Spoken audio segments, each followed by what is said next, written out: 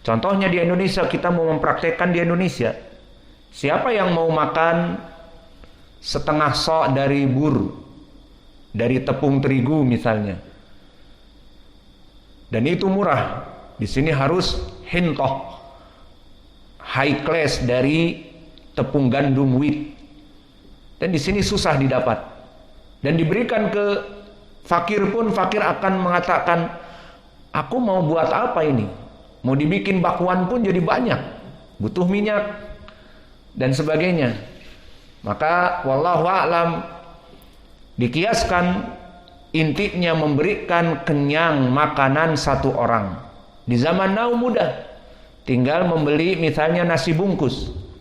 Maka di sini harus insaf, tidak begitu pelit dan tidak begitu mewah. Contohnya nasi bungkus yang sederhana, seperti nasi bungkus Ampera yang sekarang sudah tidak ada lagi 10.000, mungkin 15.000. Ya sudah, beli itu. Maksudnya tidak terlalu mewah, tidak seperti menu hidangan di restoran yang mewah yang terdiri dari rendang dan gulai ayam yang satu porsi 45.000, 5.000-nya adalah es teh, jadi 50.000. Wah, kalau begini kali 30 ya lumayan lah, bangkrut juga. Jadi berapa kali 30? 1.500.000. Maka ambillah yang tengah-tengah, tidak terlalu pelit. Sekarang Ampera 10.000 cuman apa? Cuman nasi dibungkus dengan wallahu alam bagaimana.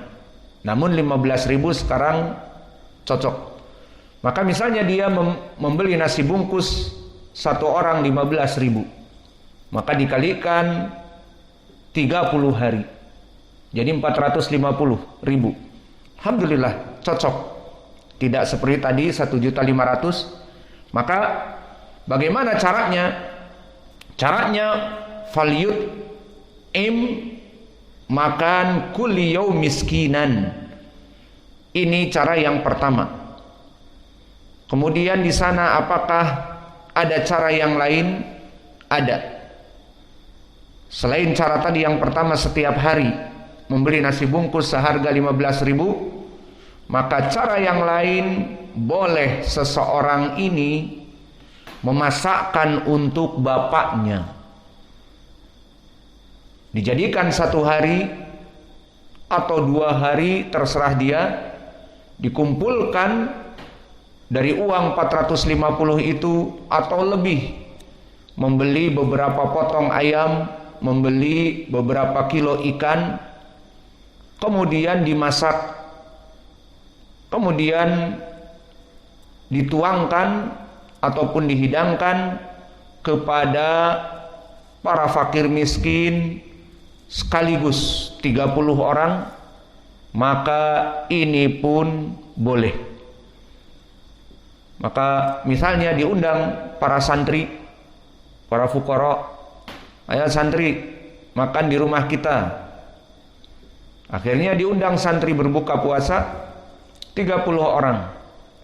Maka dimasakkan dari uang tadi, uang fidyah, yang jelas ada tambahannya, mungkin jadi berapa, dibelikan beberapa potong ayam dan juga beberapa potong ikan atau beberapa kilo ikan, dan yang lainnya kemudian dicampur jadi makanan dengan nasi. Maka 30 orang itu diundang makan bersama. Terserah nanti prakteknya mau pakai nampan atau sebagainya, dibungkus satu-satu. Yang jelas boleh dilaksanakan 1 kali hidangan 30 orang. Yang jelas tidak mendolimi orang-orang fakir atau tulabul ilm, dan dia juga tidak terlalu boros. Maka ini juga dibolehkan. Mana pendalilannya? Telah datang hadis dari Anas ibn Malik. Maka di sini dimisalkan kepada Anas ibn Malik. Kenapa? Karena Anas ibnu Malik didoakan oleh Nabi di riwayat Muslim dari ibunya Ummu Unais ataupun Ummu Anas, bahwa dia dulu di saat Nabi mulai datang ke Madinah, maka dia mengatakan, Ummu Sulaim, ya Rasulullah, hada Unais sagir, khudhu, ambil dia untuk membantu kamu. Walakin ud'ulahu ya Rasulullah, namun doakan dia. Subhanallah, bagaimana kecerdasan sahabiyah, minta doa dari Nabi yang mustajab, maka didoakan, Allahumma aktsir amwalah wa auladah wa tawil umrah, diriwayat seperti itu. Maka di riwayat Muslim dia mengatakan, wallah inna amwali la katsir wa iyali balago mi'ah wa isrun, dan dipanjangkan sampai 99 tahun. Maka Anas ibnu Malik mempersaksikan di hadis ini bahwa hartaku melimpah. Maka dia termasuk dari miliarder dari para sahabat. Dan yang kedua, inna iyali balagha mi'ah wa isrun. Maka anaknya Anas ibnu Malik, aina Abdurrahman?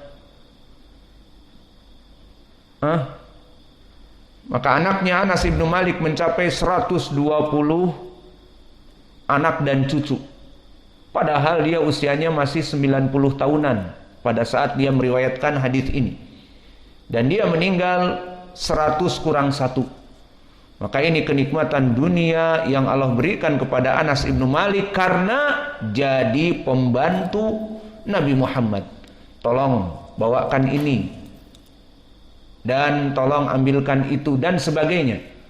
Maka ini balasan dari Allah yang telah membantu nabinya. Maka Anas ibnu Malik dicontohkan di dalam hadis ini sebagai orang yang tua dan jompo. An Anas ibnu Malik annahu dha'ufa anis saum aman.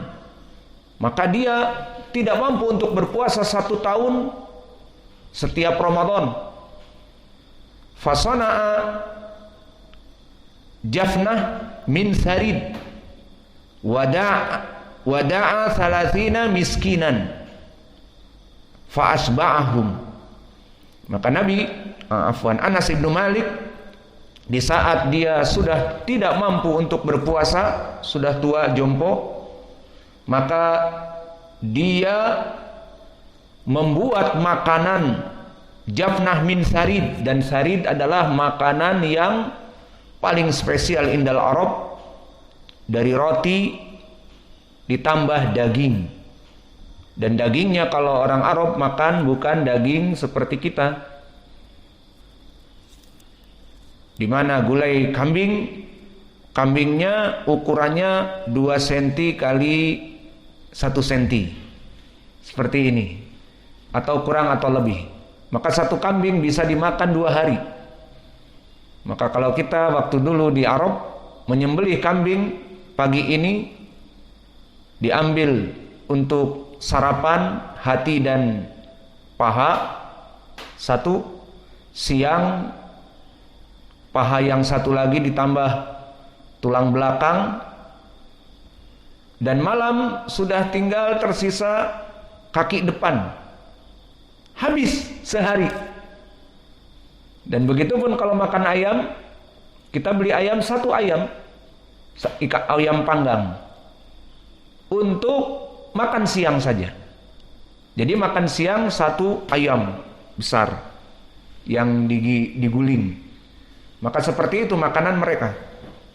Maka di sini Anas bin Malik membuat makanan dari sarid, dan di sini dagingnya memang daging ditambah dengan roti.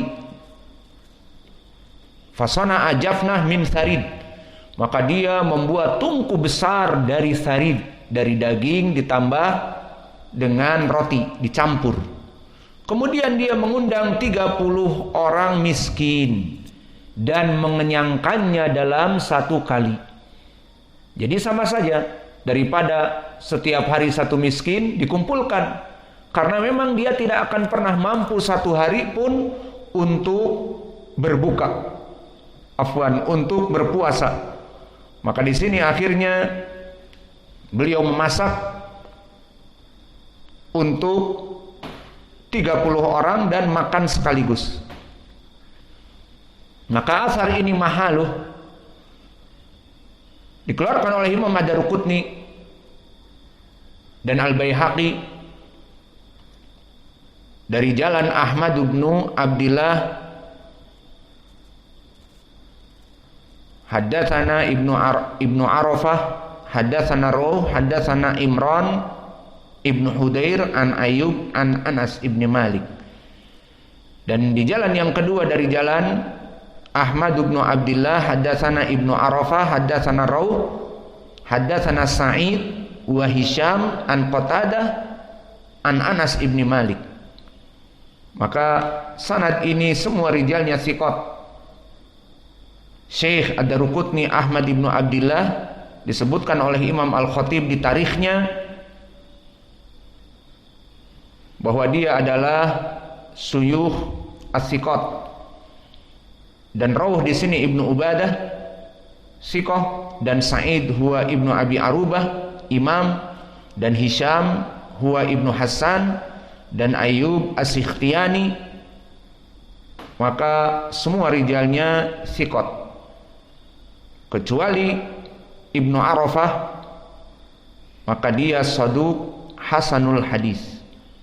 Maka hadis ini sanadnya hasan kepada Anas, bahwa dia dulu dalam 1 tahun atau setiap tahun tidak bisa berpuasa, maka dia mengumpulkan 30 orang untuk makan di rumahnya, dan dia dibuatkan jafnah min sarid, tungku besar dari sarid, dan diundang semua orang fakir 30 orang, silahkan makan sampai kenyang.